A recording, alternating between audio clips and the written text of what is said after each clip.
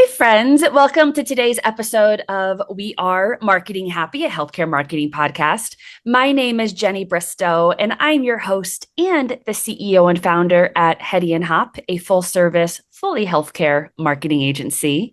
I am so excited to be here with you today with two of my fabulous team members here at Hetty and Hop to talk about our experience going to HIMPS.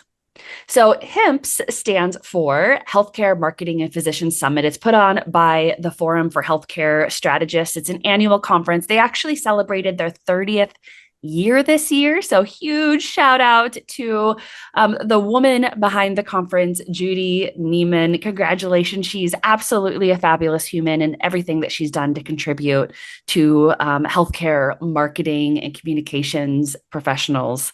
We really, really appreciate you and want to give just a shout out to Judy. But we attended HIMPS for the first time this year. I know we've done lots of show coverage for other conferences, and we've been told time and time again, why aren't y'all at HIMPS? So we showed up this year, and boy, are we happy that we did. So joining me today is Taylor Federke. She's a marketing manager here at Hetty and Hop, and Kristin Weidman. She is a project management lead. So welcome, ladies. Let's chat a little bit about our experience. Yeah, thanks for having me, Jenny. Definitely jumping into some things here. Of course, we showed up nice and bright at HEMPS with all things colorful art. So, of course, we had our backdrop from our artist in residence, as well as our friendship bracelets and some art to exchange with any of the individuals that showed up at our booth. So it was great to kind of show up with our usual setup and share some fun goodies with those new attendees. And thanks for having me, Jenny. And I agree with Taylor. We showed up bright and beautiful.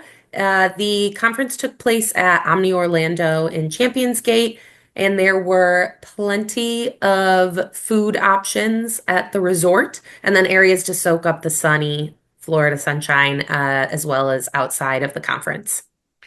And I feel like it is my duty to report on the quality of food at conferences as a food driven human. That's one of the things I always pay attention to. It was great. And I will say that they had so many coffee breaks sponsored by different organizations. There was never a moment where I thought, oh gosh, I could really use a coffee or a pick me up Diet Coke, and I wasn't able to find one. So kudos to that.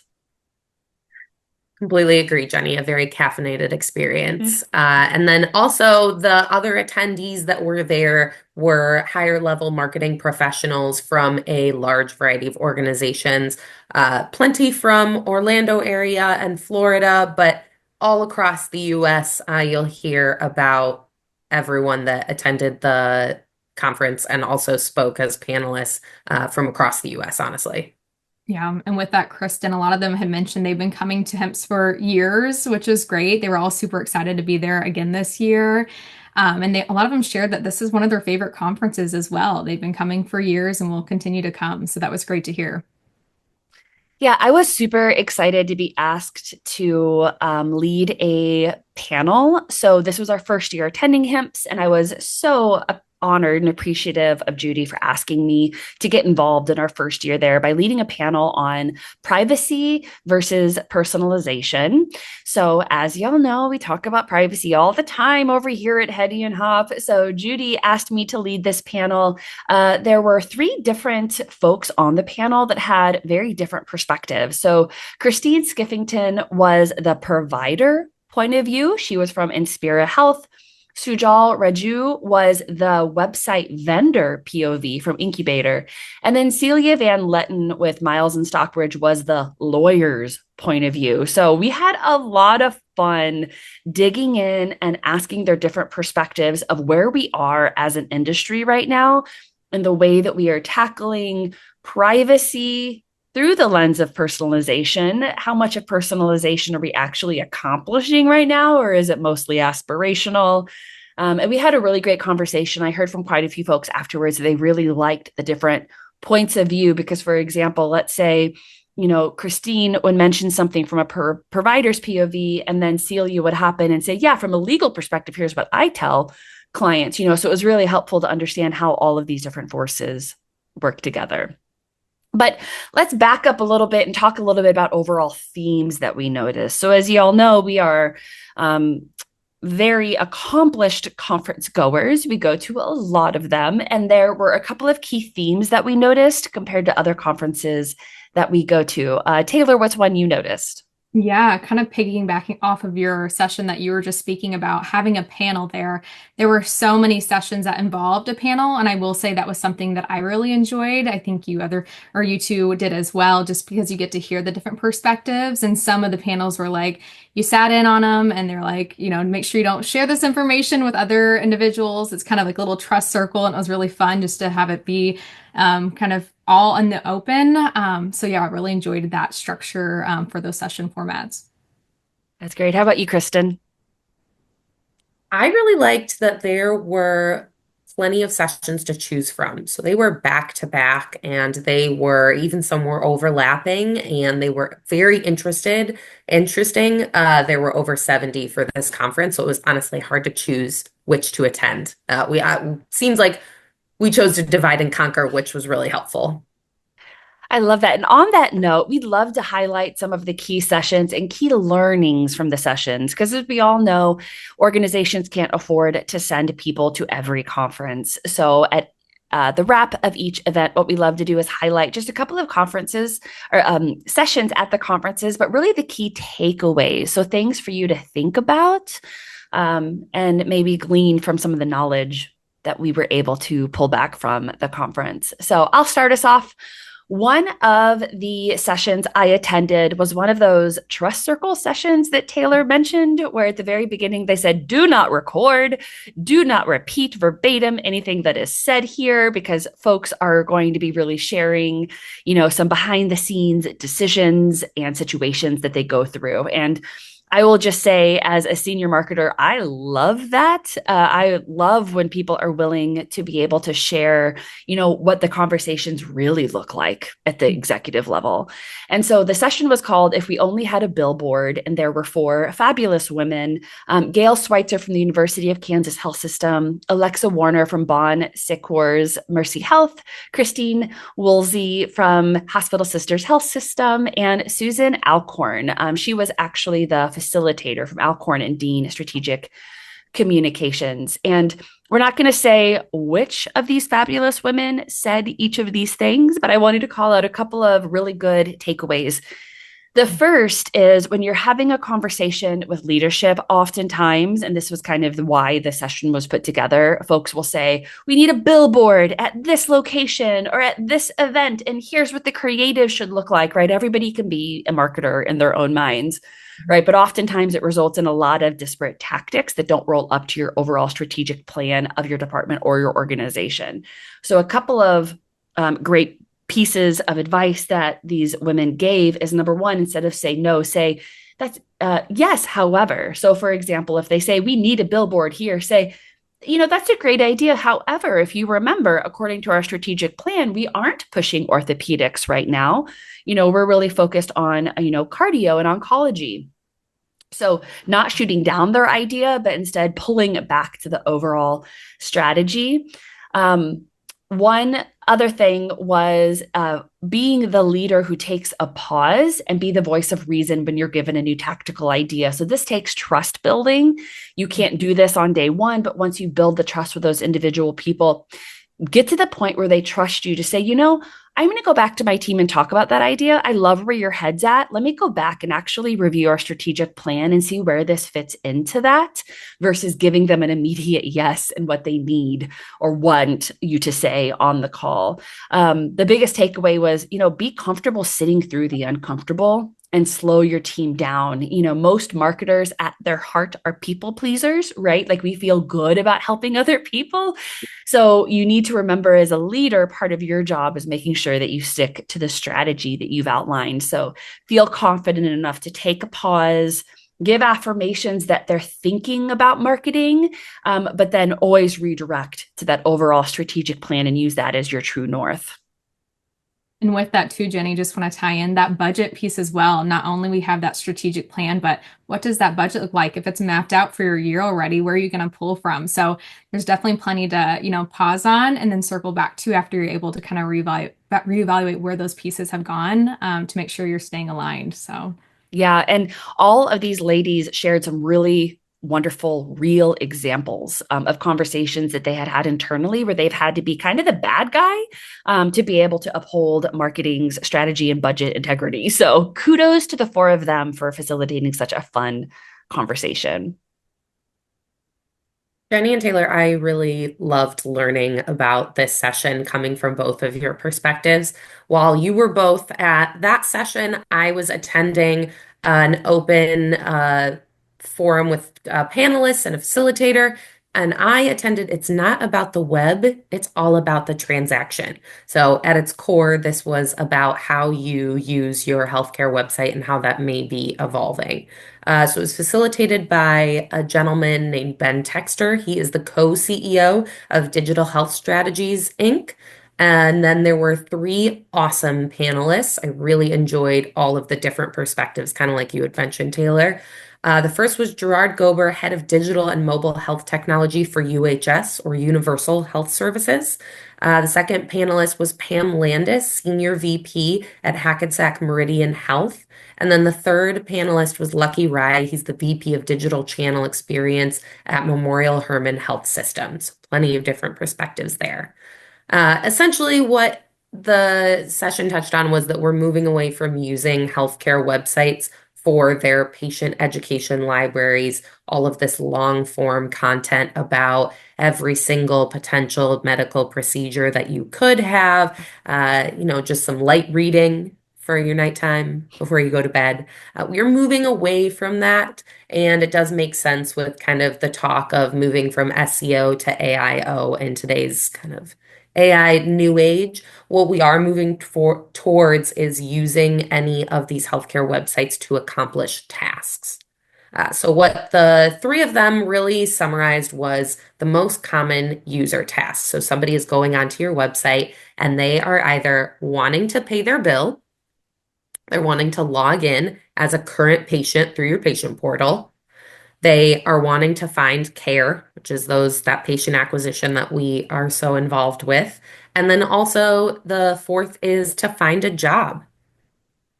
And then the other thing that they talked about is if someone is not coming to your website to do one of those four things, what is the next best or closely related task that may not be on your site?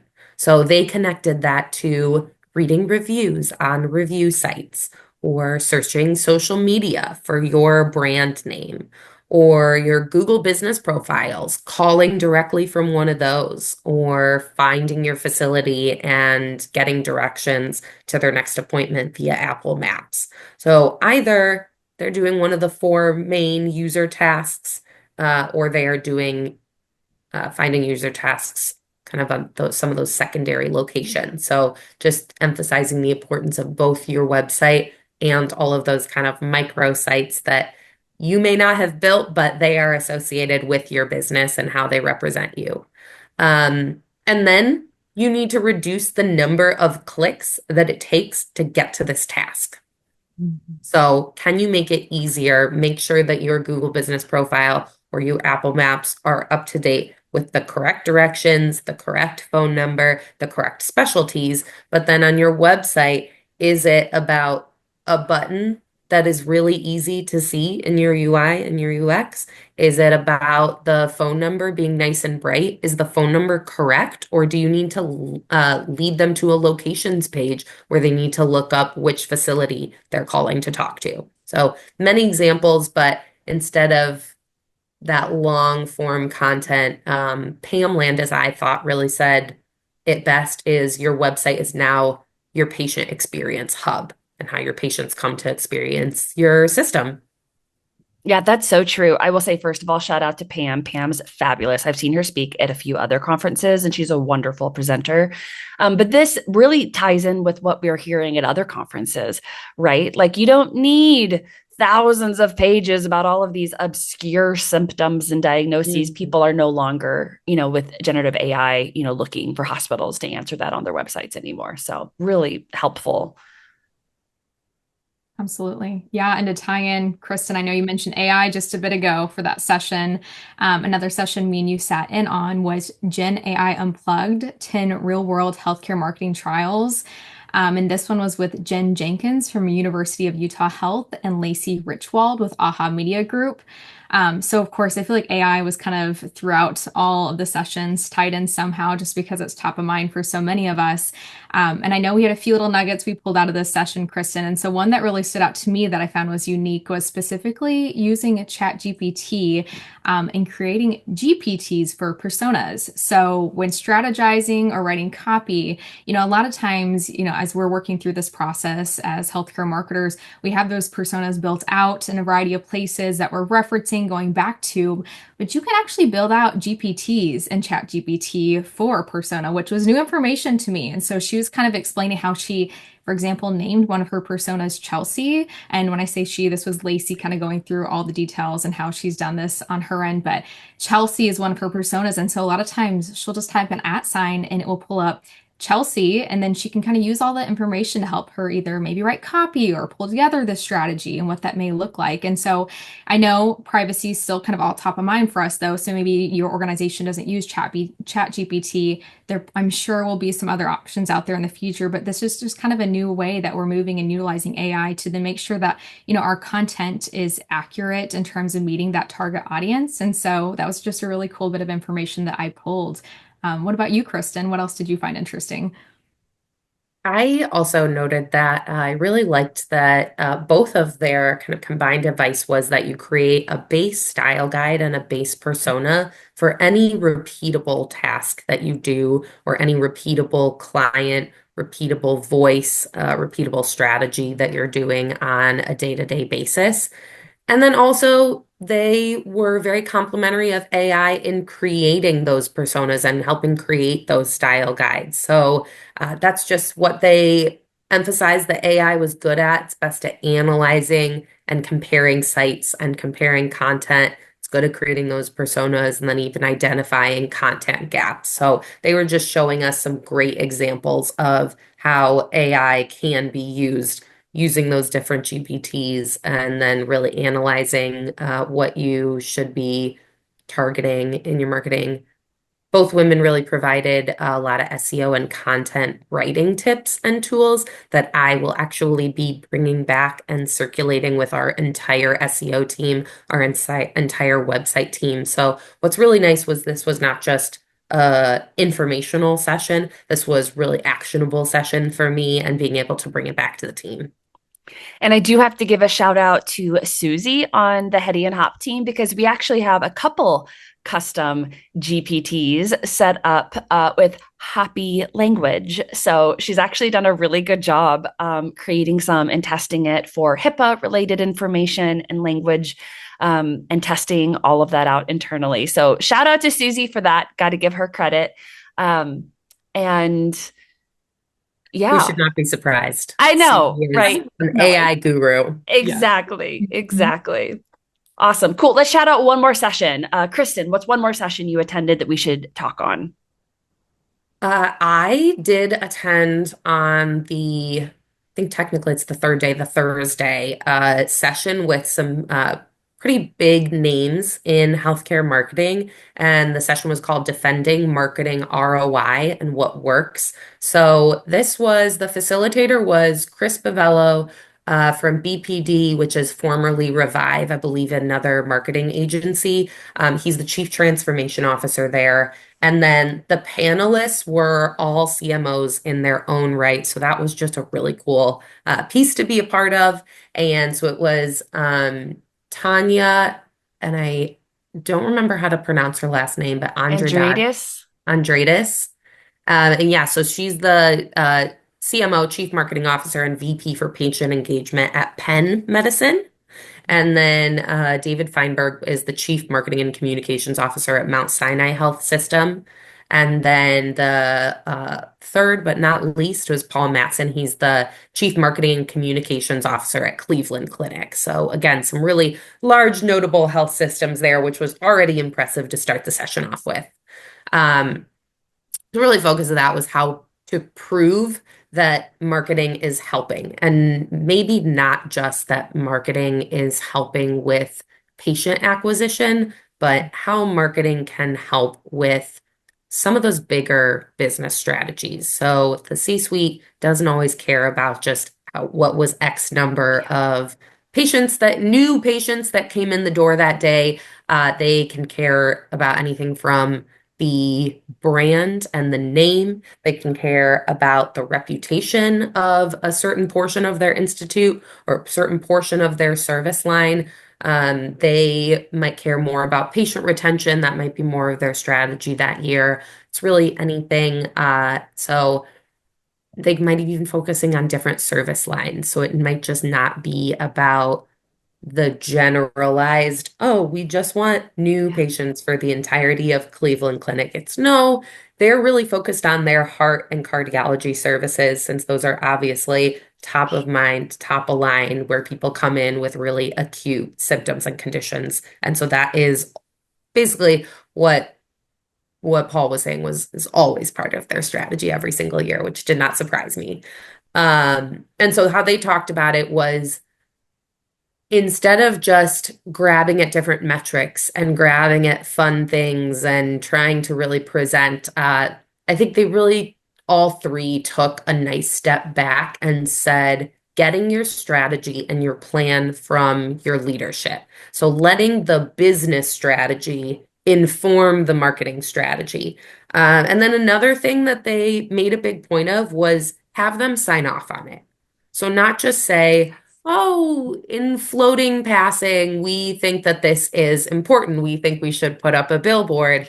Yes, however, what is the signed off business strategy for Penn Medicine this year? And then you let that inform your marketing strategy.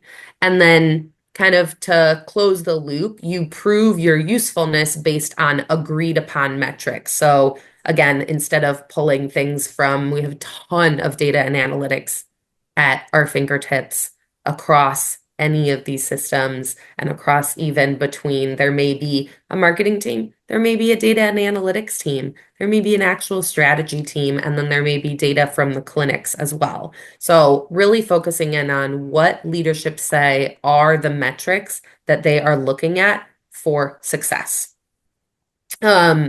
And just one really specific thing that I thought was amazing, Paul from Cleveland Clinic, he called out that his C-suite also asked a really interesting question that he said we probably all kind of get a lot is, great, love that you're doing marketing, love that you say that you're pulling in all of these new patients from these great areas on our agreed upon service lines and strategies, but how do we know that we wouldn't be getting these patients anyway, especially something as big of a name as a Cleveland Clinic? How do we know that we wouldn't just get these patients anyway?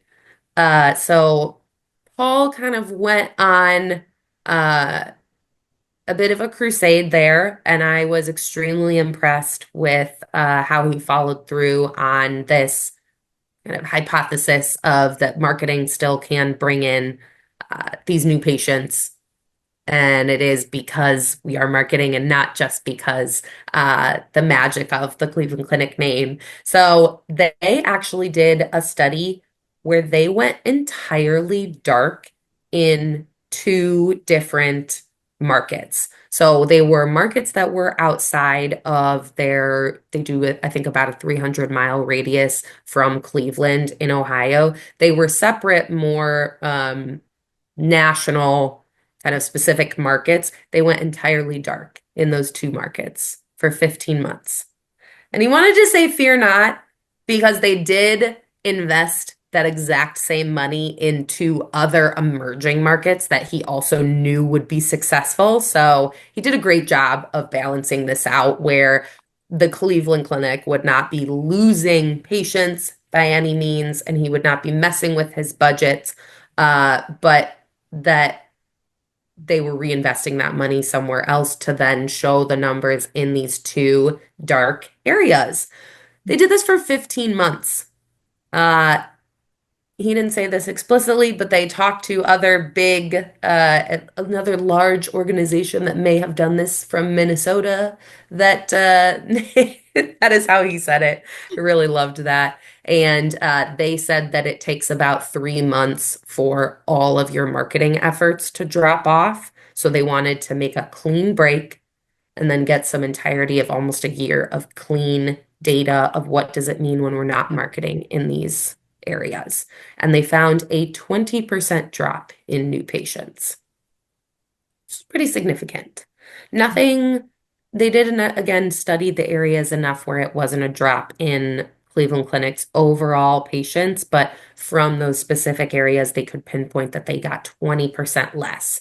And what was even more fun is the clinicians were also really excited about all the new clients and the new patients that they were driving from these other areas. So he kind of proved his point, but also helped the business. So I really appreciate that. He definitely did not recommend that you try this at home. So we're not just going to go running off to do that. But what it seemed like is they hope they already internally approved and published this study internally. And it sounds like their hope is that they're going to try and publish this study in the next couple years or so. So this was a study that they just did. They just turned on back all of this advertising on January 1 of this year. So this was really recent data. I found it fascinating, and as in healthcare marketing, we love our data, obviously, at Hetty and Hop. So to be able to do that and show the real impact, while also creating some joy with some new patient volume in other areas, I really love that perspective. So I thought that was fascinating. It is. And kudos to him for having the guts to do that. We hear all the time that our clients are dealing with senior leadership asking that exact question. And I think it would be beneficial for all of us if Cleveland Clinic move forward publishing that study. So, Paul, make it happen, friend. We are here for you. Yeah. Yeah, I love that. And then one last thing before we wrap, I want to shout out. We are very excited to have launched We Are HIPAA Smart while we were at HIMSS this year. So at a conference last year, we had a few different people ask us where additional training and certifications could be found for the rest of their marketing team. So perhaps one person attended one of my talks and they said, I got 20 people back at the office that need to know this information. What can we do? Well, light bulb. Anybody who was there may have literally seen a light bulb go off over my head, but I rushed back to the office, the virtual office afterwards, and we put together a little task force within our organization to repurpose all of the training materials we already had that we trained our current clients on, beefed them up a little bit, and then stood up wearehipasmart.com.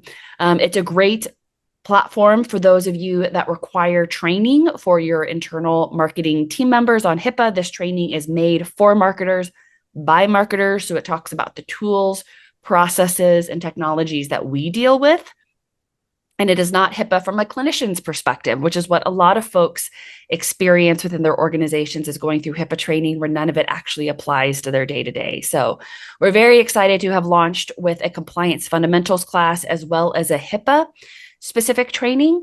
And then we have some advanced technology training, as well as marketing training for lawyers to help them understand things like how and when pixels fire, how forms work, etc., as well as one additional course for vendors that are being asked to sign business associates agreement so they can really understand what the legalities and consequences behind that mean. So very excited. We had a lot of positive feedback and lots of really fun engagement on it post-conference. So if you've not yet checked it out, please do so. Again, it is wearehipasmart.com, and give us a shout. If you need a group rate, give us a shout. We are happy to talk about training packages for your entire marketing team.